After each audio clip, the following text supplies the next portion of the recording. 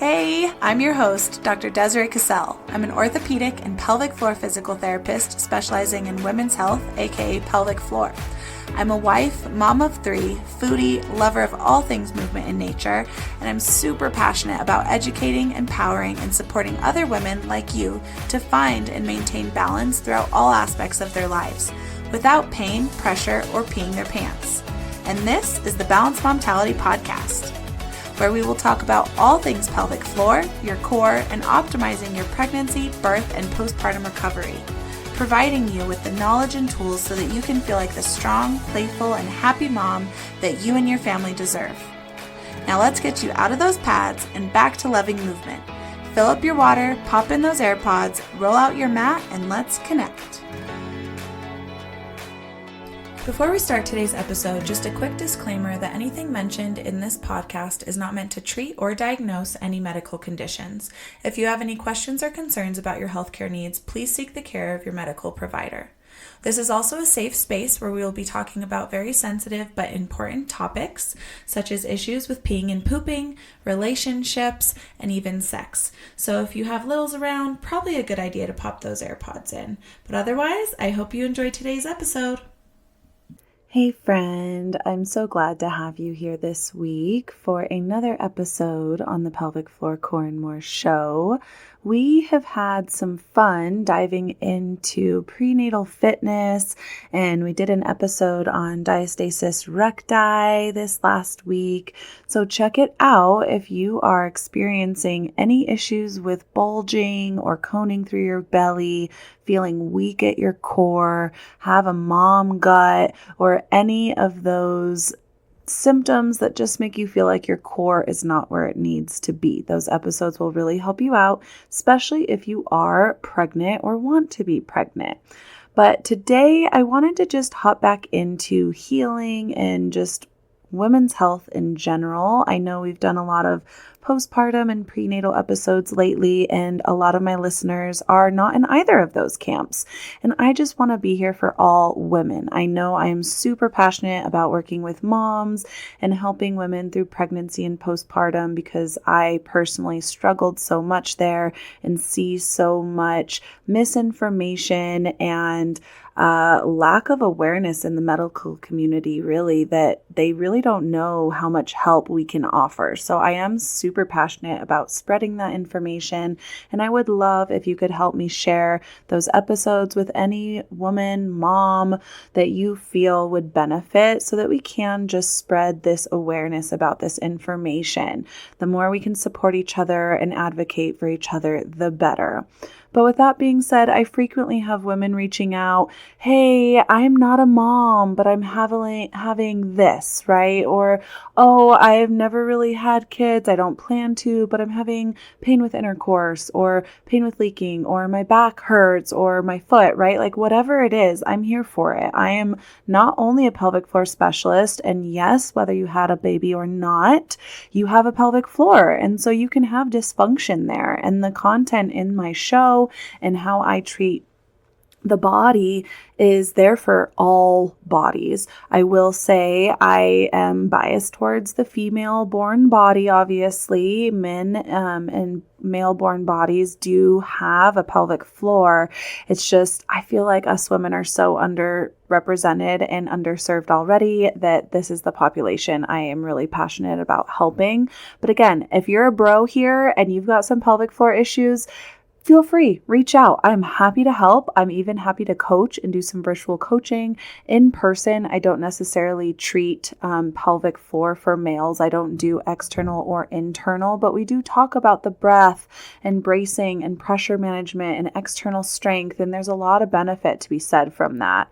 But all of this to say that today's episode is here for everybody, whether you are a mom or someone who's never had kids or you're a man, like healing. We are talking healing, and everyone goes through some injury, even if it's as simple as a little sprained ankle, a twisted wrist, or as severe as a trauma, right? Like maybe it was birth, maybe it was a operation, you had a C-section, you had a knee replacement surgery, you have back pain, you had slipped discs, you have plantar fasciitis, you have a rotator cuff issue, you have TMJ, like all of these issues are causing pain and they need to be healed, right? And so this episode is here to just help you and give you a little bit of guidance in your mind and a little bit of a framework on how to navigate what that looks like when you're just struggling, when everything feels broken.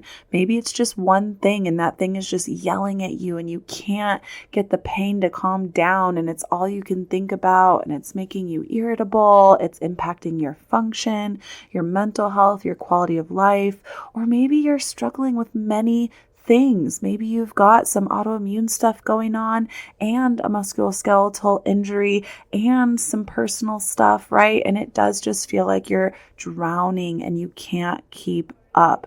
This episode is for you because again, we've all been there. At some point, we've been in this situation where we're just frustrated, we're sick of the pain, and we don't know where to start. It feels impossible. So if you feel like everything hurts, leaks, or just feels disconnected, and you don't know where to start, this episode is for you. Healing is possible with the right order of steps because this is the problem. I have people come into my clinic, right? I'm a physical therapist, so I tend to see people when they've already been struggling for a while. That's something I'm trying to change. I do think a proactive lens is way better than a reactive one, meaning that we are seeing PT and our providers before we have issues, catching imbalances, looking at muscle patterns and movement patterns, and making sure we're optimizing the system before issues come up. But unfortunately, we're not taught that way in society and in our culture, and we usually try and push and hustle and ignore the pain because it can't slow us down. We can't afford that, right? And so we push and push until our body is yelling so hard that it forces you to stop and make some changes. But then you don't know what changes to make because you're just stuck in this frustrating place of pain and overwhelm. And people tend to go straight for exercise, which, yes, I'm a physical therapist. Obviously, I love exercise and movement. Movement is medicine, and I think that it is a great form of healing. But many times, if we go straight to exercises, we can cause problems because exercise itself can and is still seen as a stress in the body. And depending on how tapped out your system is, even a little walking could be too much for your body at that point. And this isn't me to scare you and say, don't move, don't even walk. No, but depending on where you're at, I want you to check through this hierarchy as we go through it and the things I want you to start thinking about before you go straight to exercise. And maybe you check those boxes and you realize, yeah, I am actually in a good place to start walking right now. Then great. But don't go straight into the gym and just think that that's going to help your symptoms. I'll tell you just a quick little story myself. I had just a little bit of back pain. I tweaked myself coming off of a long road trip. I went too gung-ho in the gym. I didn't have really pain going in, but I was just super excited to work out again. Worked out way too hard after being in the car for so long and taking time off. My body wasn't ready for it. I tweaked my back a little bit, waited for it to calm down, did some healing, calming stuff that week. I still worked out, but very lightly. I did a lot of the things I'm going to talk about today. But even then, the next week, because I didn't really have that much pain again, went too hard again, even though I felt like I was listening to my body. And during the exercise, my body yelled at me and was like, no, you're still not paying attention. You're still going too hard. So it has been a humbling journey myself, trying to get back in this consistent groove and not just go for the intensity, the effort, the sweat, the heart rate, right? I wanted to feel it. I wanted to push it. And my body is now very humbly telling me that was too much. So I thought this was a good time to come on here and just lay it out, also to remind myself, right, where we need to start. And with that being said, maybe you're not drowning in pain, but you have taken time off, right? You've taken a week or two or months or years off of exercise and movement. Maybe you've even been sitting a lot more like I was in the car. And we need to understand that when our body hasn't been moving very much, things are stiff. That means it might change your alignment and hold your joints in a stiff position. And if you just go straight to strengthening and exercises, we can really cause things to become a lot worse like they did for me. So you're going to be better than me as we go through this healing journey. And just know I am here for you at any of these steps. If you feel like you don't know the tools or you don't have the programming or the plan or you just need accountability, reach out. That's what I'm here for. My one-on-one coaching is here for that. My in-person treatments, and especially my on-demand 12-week program where you do still have that access to ask me questions and get feedback. So I'm still here for you with all of these steps, okay? But let's dive into number one, the very first thing. This is the first thing, okay? These are in order. We are not just checking these boxes randomly. It's a hierarchy for a reason. And the very first thing, step one, is nervous system regulation.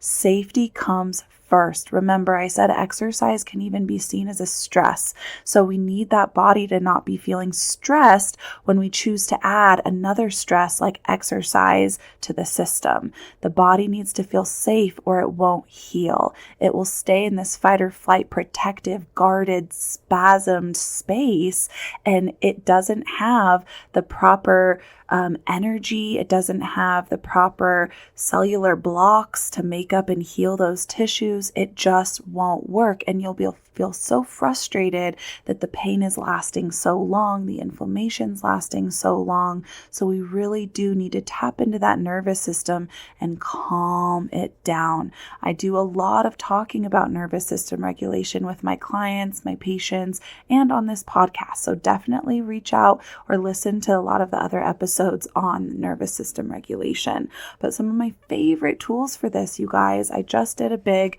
episode on this, is grounding. Grounding has been shown through so many studies to be so effective at calming the nervous system and also helping with like hormone balance and circulation. And it is just an amazing and free and passive tool. So just go put your feet in the grass or sit on the ground or lay in the sunshine on the grass, give a tree a hug. 10 minutes with Mother Nature has proven to do drastic things for our health. And also breath work. We talk breath work on almost every single episode here. And that's for a reason. It is the key, okay? We need to get the parasympathetic system turned on and engaged more by using your diaphragm, which means deep, deep breaths. If you're just a chest breather, get it into your belly. But even deeper than that, we want that breath to get pushed straight down into that pelvic bowl and filling that core system from the bottom up. Long, slow breaths, especially longer exhales. So we're talking a 4 to 6 second inhale, pause for 1 to 2 seconds, and then a 6 to 8 second exhale. Practice making that exhale longer than the inhale, and you'll feel like you just took an instant Xanax. But doing some breath work a little bit throughout the day is going to make sure that even if that pain's creeping up, you can calm the body back down, because it's a cycle. It's like, okay, did the tissue pain and stress cause the pain, right? Or like the tissue injury cause the actual sensation of pain? Or did the fear of having that injury be there and being so stressed cause the pain? And then your brain's trying to warn you and say, hey, remember, there's this thing you were worried about, so here's more pain, right? But if we can breathe and calm our body, tell the body we're safe, it will actually give less pain. It just works that way, you guys. It's going to say, oh, okay, I guess we're not as bad as we thought. I'll level off that pain signal a little bit now. So seriously, use that breath work. The other thing that really helps regulate the nervous system is fascial release. The breath work helps with this. Gentle rhythmic stretching helps with this. Skin rolling, cupping, foam rolling, lots of fascial tools out there. And I have done a recent episode on fascial mobility. I'll try and link those in the show notes below. Step number 2, after we get the body feeling more calm and safe, is really just reconnecting again. This is that awareness piece. We're connecting, we're telling the body where we are, how to turn on, because when we're in a state of fight or flight, the body's just going to use whatever muscle memory and energy it has and knows. And so typically, the muscles that were usually tight are guarding tighter. The muscles the body's used to using are working more than the others, and those imbalances just continue. And especially if we're out of alignment, we might not be getting the right muscles to work when and how we want them to. And this can just perpetuate that cycle. This was my issue coming off of a long road trip, right? I should have listened and connected because I already knew I was probably a little twisted after being in the car for 17 hours straight. I didn't have a ton of pain from it, but just lying flat on the ground after that car ride, I could feel I was a little off. And instead of spending that first day where I was working out and going to the gym and lifting 285 pounds with a hip thrust, I should have been doing some release work, and I should have been realigning my body and reconnecting with my body. Had I just laid flat and really listened where I'm getting pressures on the floor, feeling that alignment issue, I could have used my own manual therapy tools and techniques to get in that better alignment before I went into that workout. I could have worked with my breath and bracing strategies, gotten my muscles turned on a little bit better in that new and more optimal position before going and lifting 285 pounds, right? And I just wanted to, so I did. And then my body said, nope. And it made me do that work. It just was taking another step backwards to reassess and reconnect, because then I was forced to listen. I was forced to feel my body where it felt twisted, where it felt tight and locked up, and had to reconnect and open things again and rebalance things before I could get back into that. So just listen to your body, scan that tension, scan your posture, scan your breath. I call it the body check. Again, I have an episode on that one as well if you want more details there, but listen to your body before you decide to load it. Step number 3 is restoring that function. So this is getting the gentle mobility in those tight hips if you're noticing that, getting mobility into your back and your shoulders if you're feeling tension from your low back or upper back, right? We're getting pelvic floor release and activation, re-coordinating that core system, rebuilding those muscle patterns that tell the body when and how to work. So this overlaps with that last one of awareness and connection.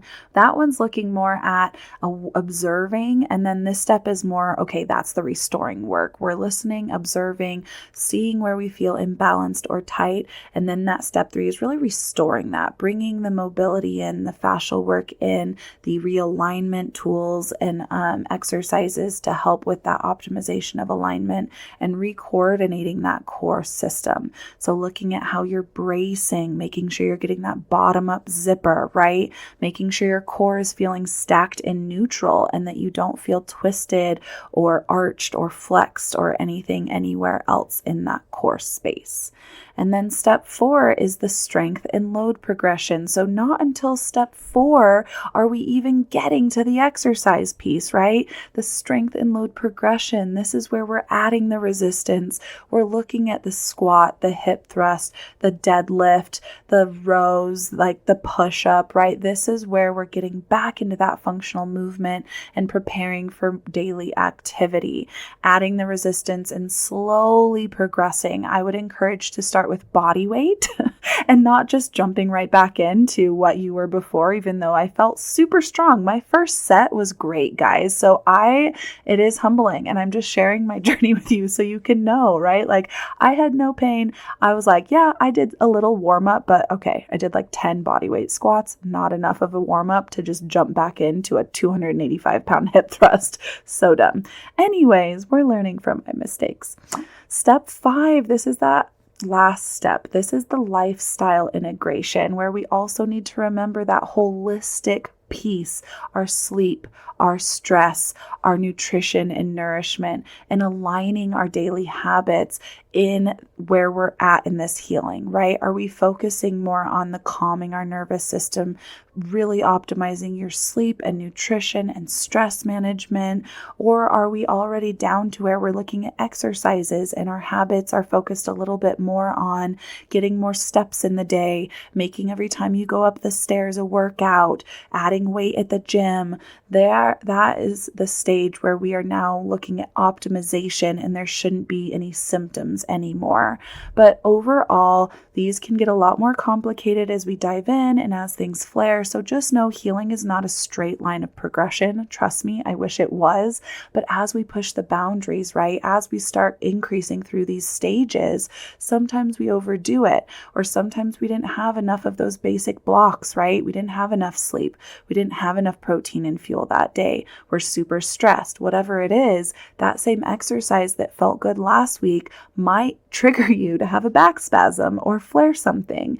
And that's okay. I don't want you to get super frustrated about it. We're taking it in as information. We're going to assess why it possibly happened. And then we're going to reset. If we're reflaring, we're taking a couple steps back through that hierarchy. We need to make the body feel safe again. We need to restore those tissues in alignment and listen again before we just jump right back in. Okay. So when healing feels overwhelming, it really feels overwhelming when you try to do it all at once. So when you focus on this right hierarchy, it becomes a little clearer, more doable, and more sustainable. But just know I am here for you, and you are not alone trying to navigate this. So come join me in Restore if you want to be walked through this hierarchy step by step, where we're looking at the breath and the bracing and calming the nervous system and making sure you're in a good alignment before we're adding in this intensity of strength and progressing weight and getting back into running. I know you want to do the big movers, friend, but trust me, if you take the time to move slowly through this healing plan, you will feel so much better and more confident on the other side. So I hope you found this episode helpful. Please share with anyone having any issues with healing or pain right now. I know there are a lot of us out there struggling and don't know where to start, and this is here for all of you. Share, tag me in your stories on Instagram at The Balanced Momtality so I can see your big takeaways from this. Always, always love it, and so happy to have you here. Can't wait to have you here next week on the Pelvic Floor Core and More Show. Well, that's it for today's episode. I hope you enjoyed it as much as I did, and I want to thank you so much for taking the time out of your busy day. I know you've got so many other important things going on, but I hope it was helpful and you leave here with some tools to help you in your healing journey. And I just want to ask you, if you have found this helpful, to please leave a review on iTunes. Scroll down to the bottom of my podcast page and leave that 5-star review so it can help other women see this information. And also, if you want to be a part of my community of amazing women trying to balance all the things, great tips and insight and sharing stories and just motivating each other along the way, feel free to join my Facebook group, The Balanced Momtality, Wellness and Support. I hope to see you here next time on the Balanced Momtality podcast.